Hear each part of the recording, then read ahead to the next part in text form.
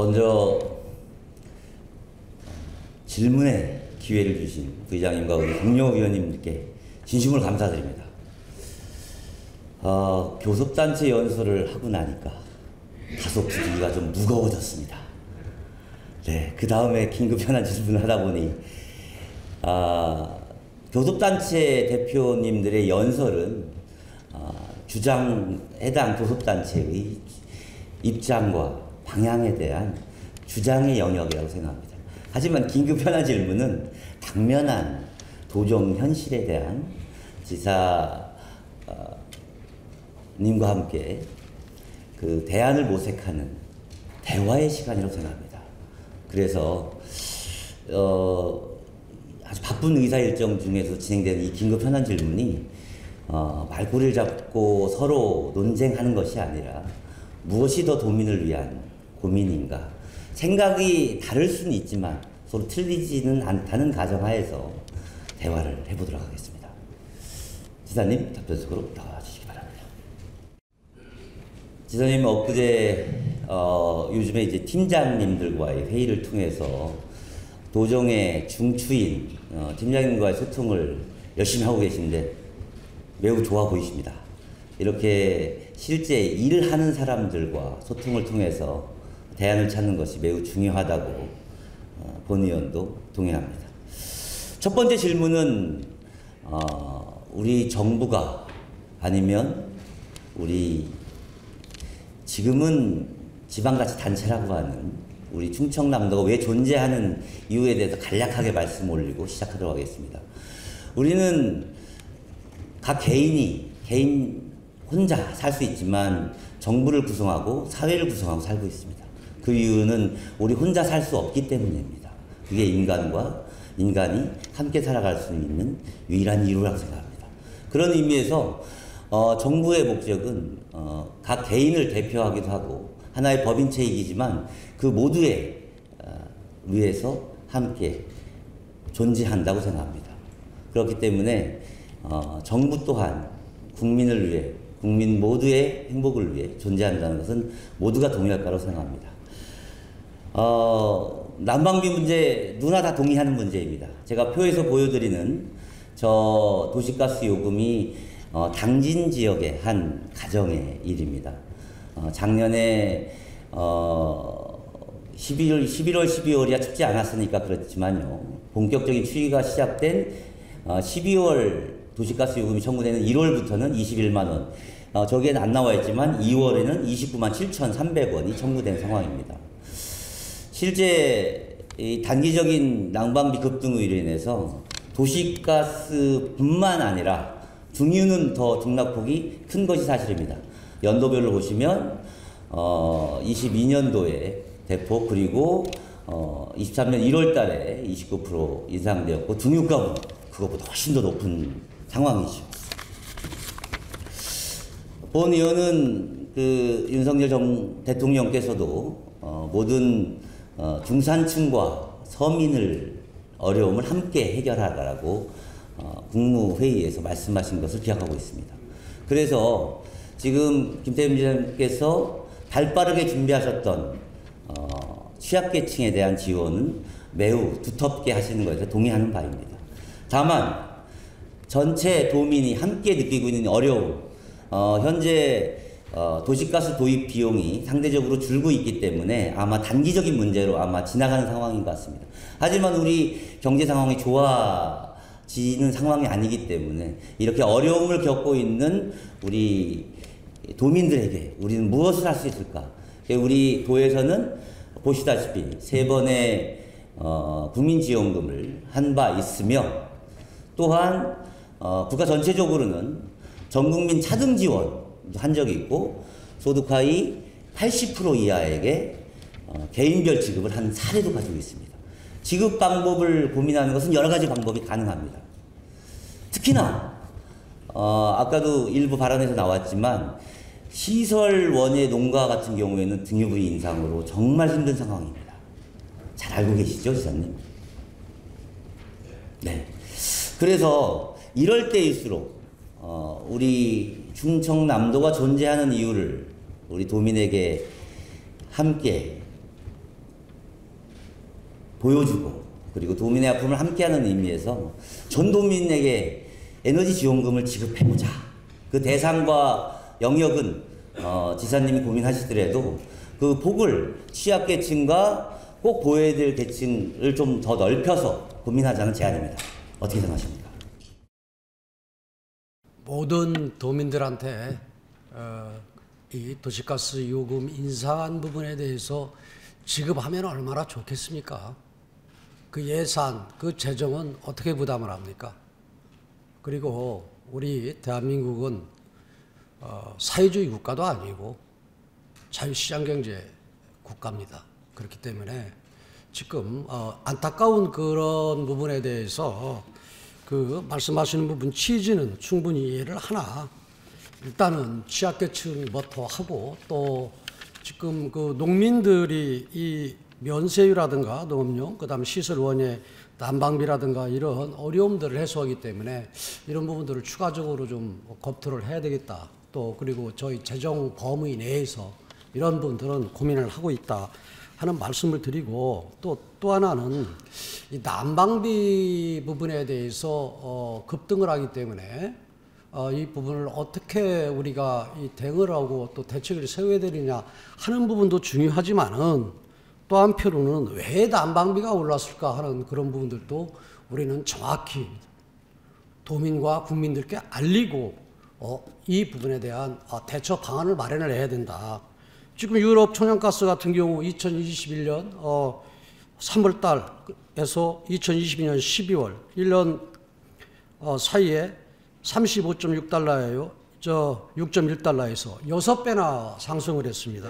예? 그리고 또 이 천연가스 상승이 지난 문재인 정권 때 전기요금과 가스요금이 이렇게 그때 인상을 했음에도 불구하고 대통령 선거 끝나고 난 다음에 인상을 하다 보니까 이 부분이 어떻게 보면은 윤석열 대통령 정부의 입장에서는 폭탄을 아는 거죠.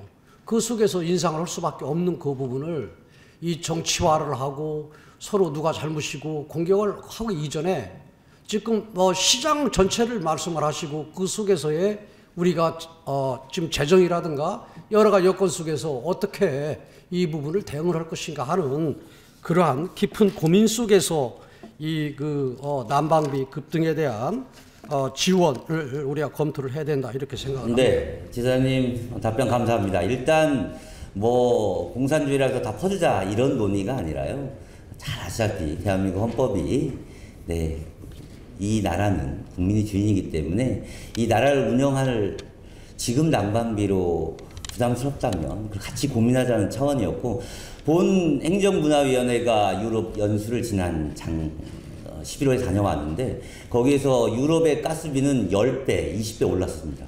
그 가이드를 통해서 들어본 결과 그래도 별 걱정이 없다는 이상한 답변을 받았습니다. 그게 바로 정부의 지원금이 나오기 때문에 버틸만 하다라는 답변이었습니다.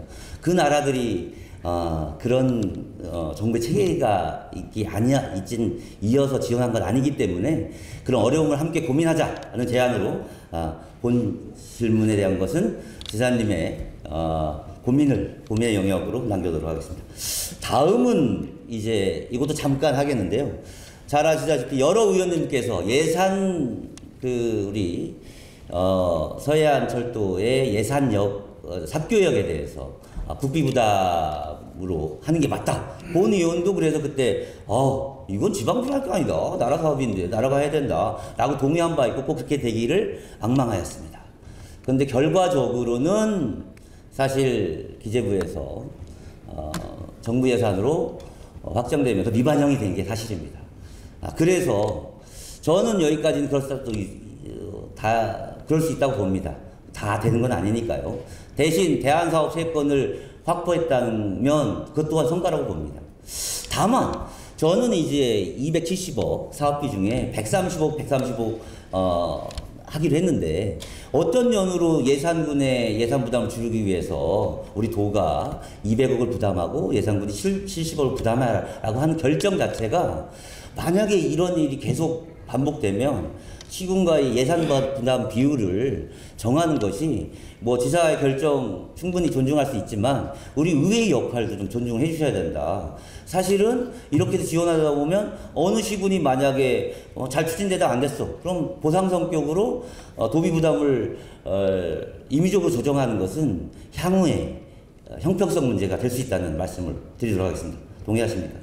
저는 동의를 못합니다. 그 이유는 뭐냐면은 네. 그냥 뭐 추진하다가 안 되고 난 다음에 136억에서 예산군이 부담하는 부분을 줄여줬다라고 하면은 뭐 지금 말씀하시는 그런 염려나 우려가 있을 수 있겠지만은 사실은 지금도 저는 삽교역 그 건설비는 이 국비로 확보를 해야 된다는 게 저희 소신이고 그게 상식입니다.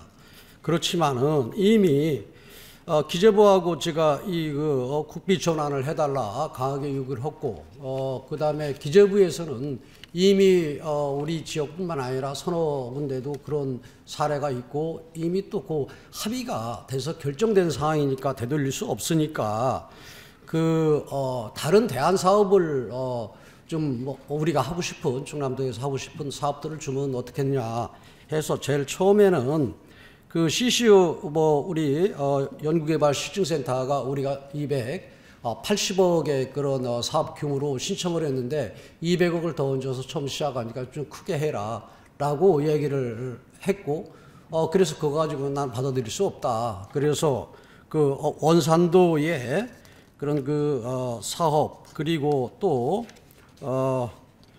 해양로포츠 센서 사업, 그리고 청정수소, 시험평가 실증 기반 구축 사업 450억짜리 3개를 받는 그런 그건 제가 말씀드렸죠. 대안으로 했기 때문에 제가 왜냐하면은 이 문제를 근본적인 문제는 해결을 안 했지만은 또 사실 실질적인 내용적인 측면에서 우리가 3개 사업을 받아들인 그런 상황 아닙니까?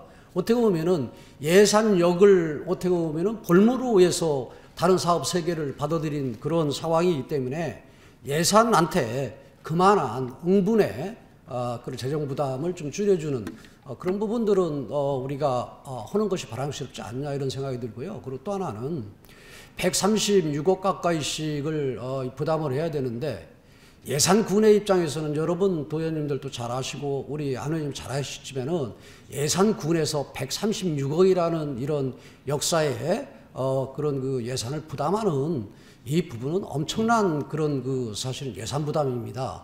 그 부분을 그래도 재정 규모라든가 여러 가지 큰 입장에서의 우리 충남도가 조금 좀 덜어주는 이런 부분들은 저는 마땅하다 이렇게 해서 네, 판단의 영역은 지사의 판단의 영역이시니까 이 향후에 이런 일이 반복됐을 경우에 우리 도민이 얼마나 수용 가능한지에 대해서는 향후에 판단하도록 하겠습니다. 다음은 이제 아까도 이게 과연 교섭단체 연설의 주요 내용이 될까 했는데 본 의원 관심 많은 공공기관 문제 관련돼서 하도록 하겠습니다. 6가지 육하 원칙이라고 하죠. 그거에 대해서 하겠습니다. 단순히 많다고 구조정하는 것은 아니지 않겠습니까? 효율이 떨어지니까 하겠죠. 근데 효율이 떨어지는 부분을 저는 좀 잘 알아서 그 문제에 좀 집중했으면 좋았겠다. 왜 하는지를. 그래서 많으니 그냥 단순히 숫자를 줄여야 된다는 것이 아니라 예를 들면 이 해당 기관에 일하시는 분들이 임직원들이 일을 안 해서 일을 안 하거나 아니면 과소한 기관들이 너무 많아서 그걸 통합하면 효과 시너지가 난다라는 이제 기본 가정인데 이제 본 의원 생각에는 어떤 부분이 비효율인가에 대한 원인 분석의 이 시간이 좀 짧았다라고 좀 생각합니다. 그렇기 때문에 일방적인 통합의 목표만 제시한 게 아니냐는 판단이 들고요. 다음은 이제 무엇입니다. 그러다 보니 조직과 업무에 대한 효율성 증대하는 것에서 아마 여기 계신 민주당 의원들도 다 반대 안 할 것입니다. 동의할 것입니다. 다만 이 조직과 업무에 대한 효율성을 증대하는 것은 동의가 될 수 있으나 갑자기 이제 공간 효율화 재배치 문제가 사실은 중간 보고까지 없다가 최종 보고에 나오면서 사실은 그냥 충청도 사투리 냅둬요 이런 얘기가 나올 정도로 왜 이 공간의 효율화 재배치가 나왔느냐는 이제 생각입니다. 그래서 저는 본 의원은 이 조직을 잘 통합하고 효율화를 높이는 본질에 집중했으면 이 공공기관 통폐합을 통한 효율성 증대라고 하는 도정의 목표를 달성하는 게 더 쉬웠다. 근데 공간 효율화, 재배치가 쓸데없는 논쟁을 불러온 상황이다. 라고 본 의원은 생각합니다. 그래서 효율성 그런 측면에서는 제가 이 각 상임위에서 우리 의원님들께서 지적하시는 하는 그런 부분들에 대해서는 저는 일리 있는 말씀이고, 효율성적인 측면에서는 저희가 추진하는 그런 과정 속에서 우리 의원님들이 말씀하시는 그런 부분들을 참고로 해서 좀 받아들일 그런 부분들이 많이 있다고 봅니다. 다만 지금 이 공공기관 이전 문제가, 우리가 그 전북 같은 경우 16개인데 우리는 22개고 서울보다 더 많고, 그리고 민선 7기 때에 2,000명이던 그런 공공기관의 종사자 수가 2,700명이나 됐고, 600억 원대 지원을 하던 출연금이 900억 원대 출연됐는데 4년 동안 그렇게 공공 수요가 늘었냐 하는 그런 부분에서 고민을 해야 되고, 또 하나는 지금 쉽게 얘기해 조금 필요성이 있으면은 그냥 기관 하나씩을 다 만드는 꼴이 돼서는 앞으로 이게 도민 혈세가 지원이 되는 이런 부분들인데, 이 도지사로서 이 부분을 할 수밖에 없다. 네, 지난번에 말씀 주셨던 내용과 동일한 말씀이신 것 같습니다. 다만 오늘 또 우리 조철규 민주당 원내 대표도 말씀하시는데, 이런 그 과정 속에서 지금 1개월간 시의원들과 도의원님들께서 이 부분에 대해서 천막 농성을 하시고, 또 그 속에서 아산 시민들, 도민들의 그런 의견을 적극 반영을 했다고 그러는데, 저는 그걸 동의하지 않습니다.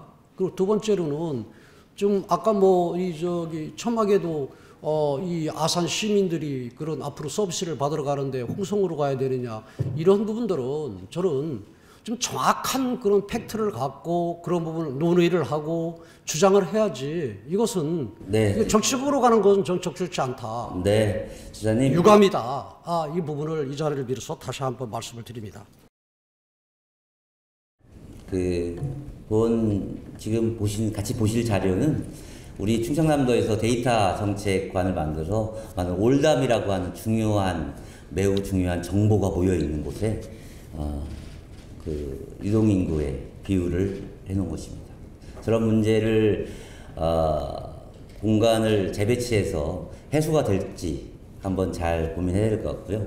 어떻게는 아까 좀 전에 지사께서 말씀하신 것 같습니다. 과정의 구체적인 진행에 대해서는 용역 경과를 무조건 맹신하고 무조건 통합하라고 했으니 이렇게 하겠다라는 우리 그동안의 관계가 아니라 현실에 맞게 한다고 하셨으니까 그거에도 저희 오타인데요. 정부 역할의 부재가 아니라 정무 역할의 부재입니다. 본 의원이 이 질의를 하고 이 문제에 관심 가진 게 무려 6개월인데 지사님 정말 지사님과는 대화를 한두 차례 한 적이 있지만 정무수석, 정책수석 이하의 정무직 공무원들과 한 번도 대화를 해본 적이 없습니다. 솔직히. 이 부서의 실장, 국장들과 한 번도 얘기해 본 적이 없어요. 이게 이렇게 될 거라고, 어떻게 될 거라고 아무도 예측을 못 합니다. 와서 설명을 안 합니다. 그러다 보니 시사께서 인원에 대한 구조조정 없다라는 중요한 원칙이 있었는데 공공기관에 일하시는 분들은 그것도 모르고 소가리를 했었고, 저 또한 이게 전반적으로 옮길 게 아니라 아니 통째로 옮기는 게 아니라 필요한 정책 기능을 옮긴다는 걸 정확히 몰랐기 때문에 당연히 저희 주장을 할 수밖에 없죠. 정무 기능을 지사님 살려야 된다는 지적에 대해 어떻게 생각하십니까?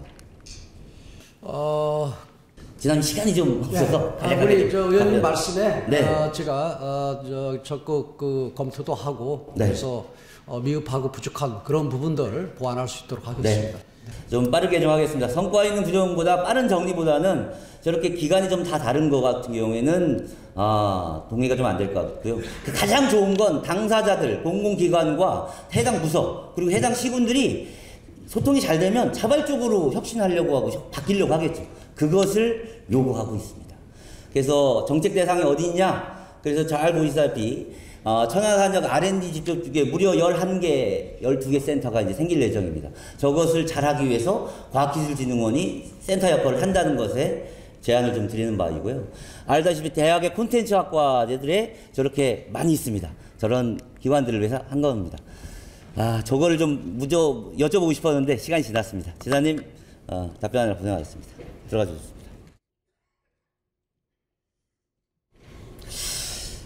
오늘도 시간이 좀 넉넉지 않아서 했지만 차이를 줄이는 질문이었기를 기대합니다. 그리고 앞으로 남은 일정이 많이 있기 때문에 그 과정에 원활한 소통을 통해서 모두가 진정으로 효율성을 높이는 구조조정이 되기를 저도 악마하겠습니다. 감사합니다.